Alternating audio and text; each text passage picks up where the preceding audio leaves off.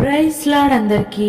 ఈరోజు అపోస్తలుడైన పౌలు గలతీయులకు వ్రాసిన పత్రిక చివరి అధ్యాయం అంటే 6వ అధ్యాయంను చదువుకుందాము. ప్రారంభిస్తున్నాను.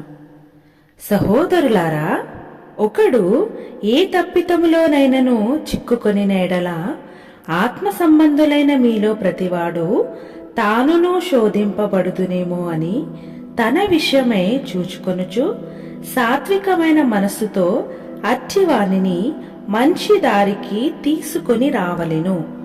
ఒకని భారములనొకడు భరించి ఈలాగు క్రీస్తు నియమమును పూర్తిగా నెరవేర్చుడి.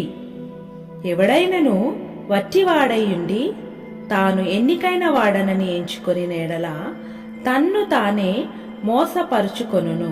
ప్రతివాడును తాను చేయు పనిని పరీక్షించి చూచుకొనవలెను. అప్పుడు ఇతరుని బట్టి కాక తనను బట్టియే అతనికి అతిశయము కలుగును. ప్రతివాడును తన బరువు తానే భరించుకొనవలెను గదా. వాక్యోపదేశము పొందువాడు ఉపదేశించువానికి మంచి పదార్థములన్నిటిలో భాగమియ్యవలెను. మోసపోకుడి, దేవుడు వెక్కిరింపబడుడు. మనుష్యుడు ఏమి విత్తునో ఆ పంటనే కోయును. ఎలాగనగా తన శరీరేచ్ఛలను బట్టి విత్తువాడు తన శరీరము నుండి క్షయమును పంట కోయును. ఆత్మను బట్టి విత్తువాడు ఆత్మ నుండి నిత్య జీవమును పంట కోయును. మనము మేలు చేయుటయందు విసుకక ఇందుము.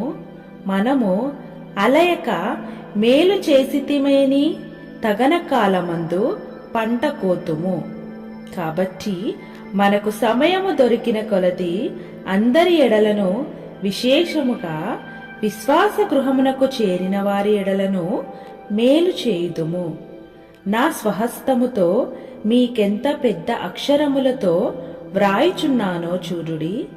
శరీర విషయమందు చక్కగా అగపడగోరువారెవరో వారు తాము క్రీస్తు యొక్క శిలువ విషయమే హింస పొందకుండుటకు మాత్రమే సున్నతి పొందవలెనని మిమ్మును బలవంతము చేయుచున్నారు. అయితే వారు సున్నతి పొందిన వారైనను ధర్మశాస్త్రము ఆచరింపరు. తాము మీ శరీర విషయమందు అతిశయించు నిమిత్తము మీరు సున్నతి పొందవలెనని కోరుచున్నారు. అయితే మన ప్రభువైన యేసుక్రీస్తు శిలువయందు తప్ప మరి దేని యందును అతిశయించుట నాకు దూరమవును గాక. దాని వలన నాకు లోకమును, లోకమునకు నేనును శిలువ వేయబడి ఉన్నాము. క్రొత్త సృష్టి పొందుటయే గాని సున్నతి పొందుటయందేమీయూ లేదు, పొందకపోవుటయందేమీయూ లేదు.